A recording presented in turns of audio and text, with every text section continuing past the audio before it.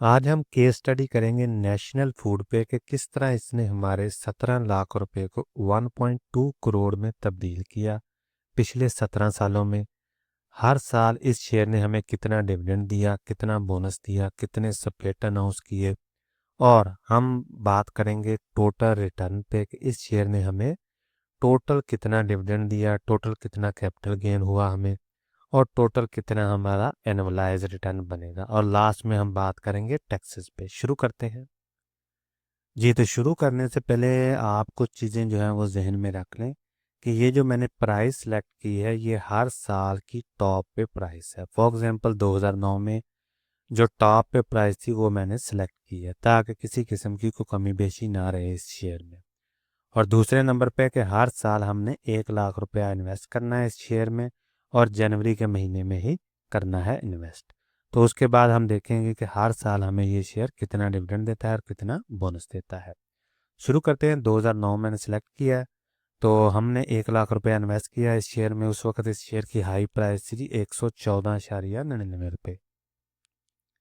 Share हमें मिलते हैं जी 870। 2009 में ये कंपनी एक बोनस अनाउंस करती है और उसके बाद हमारे शेयर बढ़कर हो जाते हैं जी 1087। 2010 में दोबारा हम 1 लाख रुपया तकरीबन इन्वेस्ट करते हैं और उस वक्त इस शेयर की हाई प्राइस है जी 75 रुपीज़, और शेयर हमें मिलते हैं जी 1325। 2010 में ये कंपनी ना कोई बोनस देती है ना कोई डिविडेंड देती है। 2011 में दोबारा हम 1 लाख रुपया तकरीबन इन्वेस्ट करते हैं और उस वक्त इस शेयर की हाई प्राइस होती है जी 88 रुपये, और शेयर हमें मिलते हैं जी 1136। 2011 में ये कंपनी एक डिविडेंड अनाउंस करती है जिसकी वैल्यू होती है 2.5 रुपीज़ पर शेयर, और हमें डिविडेंड की मद में जो रकम मिलती है वो मिलती है जी 8,871 रुपये। 2012 में दोबारा हम 1 लाख रुपए की SIP करते हैं और 364 उस वक्त इस शेयर की हाई प्राइस होती है और शेयर हमें मिलते हैं जी 275। 2012 में ये कंपनी दोबारा डिविडेंड अनाउंस करती है जिसकी वैल्यू है जी 6 रुपये पर यूनिट, और हमें जो टोटल डिविडेंड की मद में अमाउंट मिलती है वो 22,900 तकरीबन। इसी तरह 2013 में दोबारा हम 1 लाख रुपया इन्वेस्ट करते हैं और उस वक्त इस शेयर की हाई प्राइस है जी 452 उस साल, और शेयर हमें मिलते हैं जी 221। 2013 में ये कंपनी एक दो डिविडेंड देती है हमें और एक बोनस अनाउंस करती है। डिविडेंड 3.5 रुपये पर शेयर, और हमारे जो डिविडेंड की मद में रकम मिलती है वो 14,155 मिल जाती है। दूसरा डिविडेंड हमें मिलता है 4 रुपये पर शेयर जिसकी अमाउंट बनती है जी 16,178, और बोनस की मद में हमें जो हमारे जो शेयर हैं वो बढ़कर हो जाते हैं जी 55 यानी 5,055। ये होगा 2013 का रिजल्ट। 2014 में हम चलते हैं आगे। 2014 में दोबारा हम 1 लाख रुपया इन्वेस्ट करेंगे इस शेयर में, और 2014 में इस शेयर की हाईएस्ट प्राइस थी जी 828 और शेयर हमें मिलते हैं जी 121। 2014 में ये कंपनी हमें एक डिविडेंड अनाउंस करती है जिसकी वैल्यू होती है जी 8 रुपये पर शेयर, और 41,000 हम डिविडेंड की मद में ले लेते हैं। और 2014 में ये कंपनी बोनस भी अनाउंस करती है जिसके बाद शेयर हमारे बढ़कर हो जाते हैं 10,353। 2015 में दोबारा हम इस शेयर को बाय करते हैं। 1 लाख रुपया हम इन्वेस्ट करते हैं। शेयर की हाईएस्ट प्राइस होती है जी 446 और शेयर हमें मिलते हैं 224। 2015 में दोबारा ये कंपनी हमें एक डिविडेंड देती है जिसकी वैल्यू है जी 10 रुपये पर शेयर, और टोटल डिविडेंड की मद में जो रकम हम वसूल करते हैं वो जी 1,05,000 रुपया तकरीबन, टैक्स के बगैर है। ठीक है, टैक्स की बात हम लास्ट में करेंगे। 2016 में दोबारा हम इस कंपनी में 1 लाख रुपया इन्वेस्ट करेंगे। उस वक्त इस शेयर की हाईएस्ट प्राइस है जी 401 रुपये और शेयर हमें मिलते हैं जी 249। 2016 में दोबारा हमें डिविडेंड मिलता है और 2.75 डिविडेंड पर शेयर है, और टोटल हमें डिविडेंड मिलता है जी तकरीबन 29,000 रुपये का। ठीक है जी, 2016 में भी हमें एक डिविडेंड मिल गया। 2017 में दोबारा हम SIP करते हैं, 1 लाख रुपया इन्वेस्ट करते हैं। 425 है जी उस वक्त इसकी हाईएस्ट प्राइस, और शेयर हमें मिलते हैं जी 235। 2017 में भी ये कंपनी एक हमें डिविडेंड देती है 4.25 रुपीज़ पर शेयर पे, और हमारे पास टोटल शेयर होते हैं जी 11,061 और जिसकी वैल्यू हमें बनती है जी 47,000 तकरीबन। डिविडेंड की मद में हम 2017 में ले लेते हैं। आगे हम चलते हैं जी 2018 में। 2018 में दोबारा हम 1 लाख रुपए इन्वेस्ट करते हैं और उस वक्त इस शेयर की हाई प्राइस होती है जी 350 और शेयर हमें मिलते हैं 286। 2018 में ये कंपनी एक डिविडेंड देती है और एक बोनस अनाउंस करती है। डिविडेंड की मद में जो रकम हमें मिलती है वो है तकरीबन 42,000 रुपीज़ और पर शेयर इसकी वैल्यू है 3.75 रुपीज़ पर शेयर जो डिविडेंड अनाउंस करती है कंपनी। बोनस के बाद हमारे शेयर बढ़कर हो जाते हैं 13,616। इसी तरह 2019 में दोबारा हम 1 लाख रुपए की एसआईपी करते हैं। उस वक्त इस शेयर की हाई प्राइस है जी 248 रुपीज़ और शेयर हमें मिलते हैं 403। 2019 में ये कंपनी एक बोनस अनाउंस करती है और एक डिविडेंड अनाउंस करती है।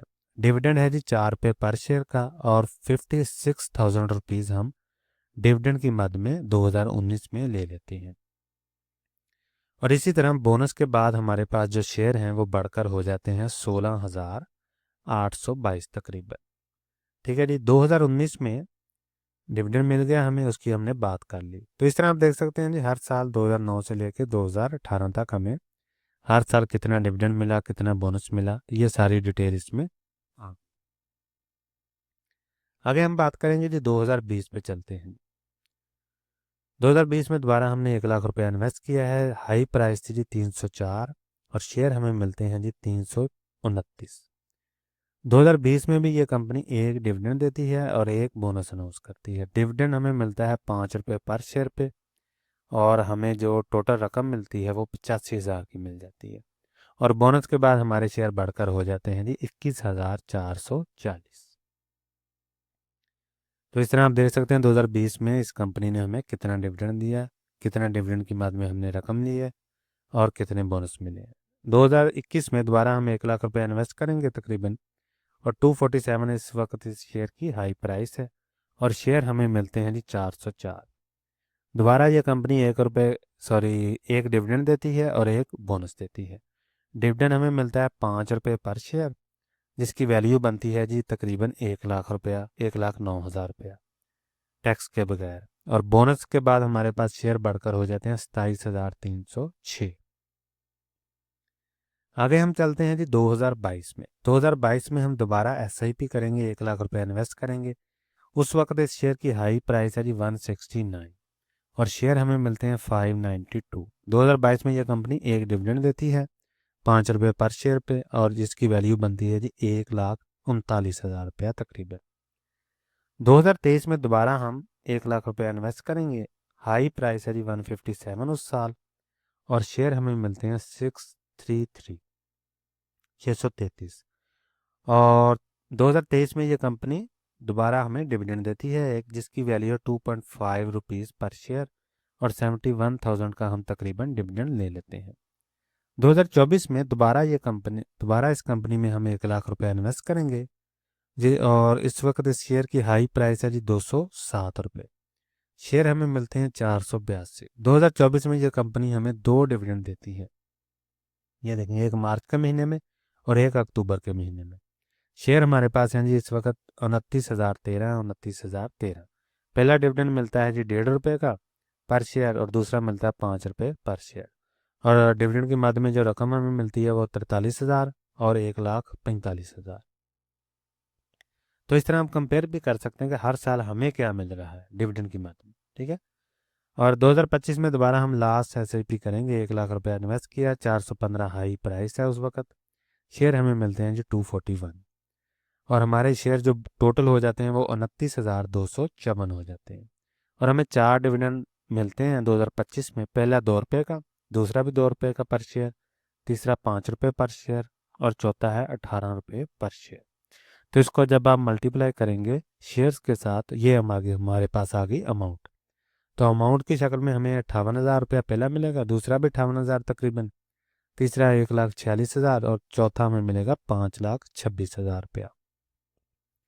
तो ये तो हो गया एनालिसिस इसका कि 2009 से लेके 2026 तक या 25 तक या 26 तक टोटल हमें हर साल कितना प्रॉफिट मिला है यानी डिविडेंड की मद में, और बोनस की मद में हमारे शेयर कितने बढ़े हैं।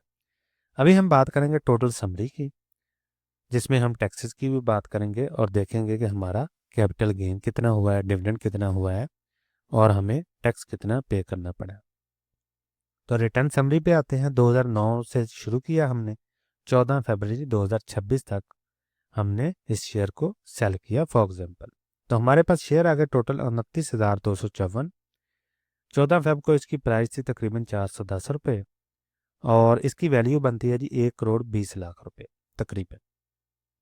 यहाँ पे हम आते हैं कॉस्ट बेसिस, यानी हमारा हमने जो इन्वेस्ट की है वो कितनी की है। तो हमने हर साल 1,00,000 रुपये की एसआईपी की है और 17 साल हमने एसआईपी की है, तो 17 लाख रुपया हमारी इन्वेस्टमेंट कॉस्ट आई है।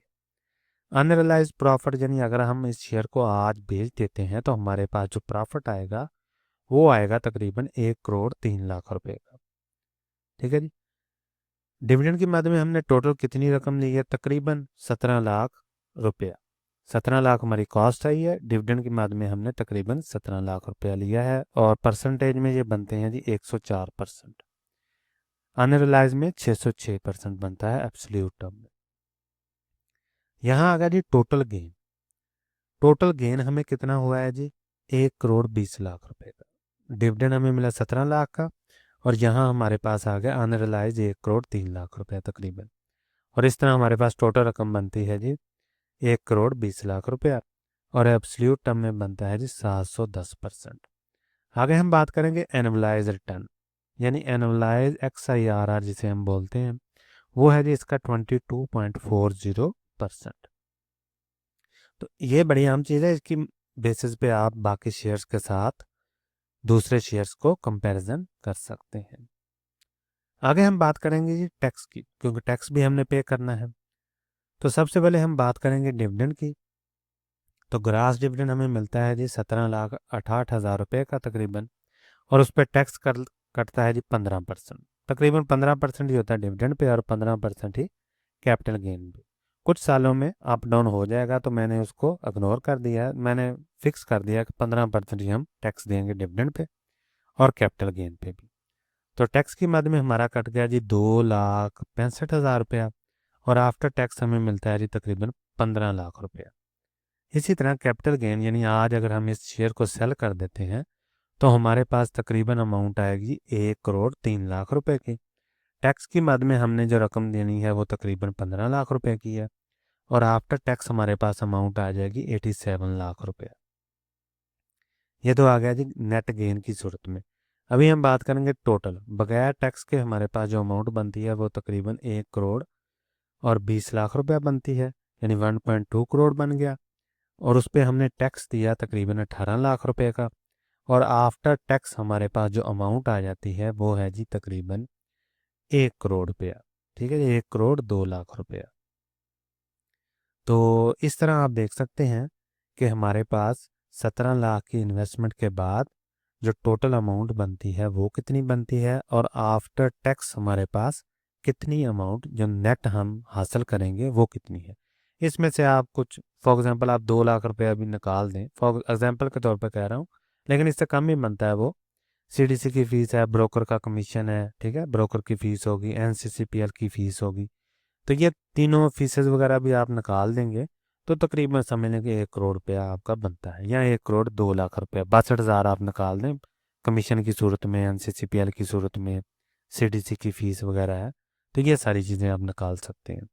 तो ये तकरीबन एस्टिमेशन है कि एस्टिमेशन आपको इतना रिटर्न बनेगा आपका।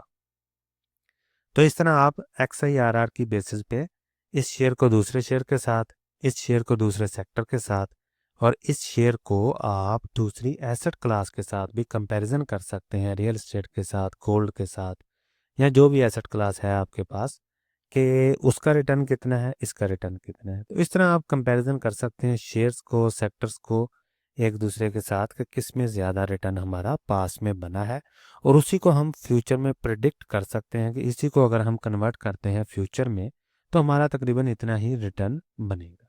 ठीक है जी। तो ये था जी केस स्टडी इसका नेशनल फूड का, कि हमने किस तरह 17 लाख को 1.2 करोड़ में तब्दील किया। मिलते हैं अगली वीडियो में, तब तक के लिए अल्लाह हाफ़िज़।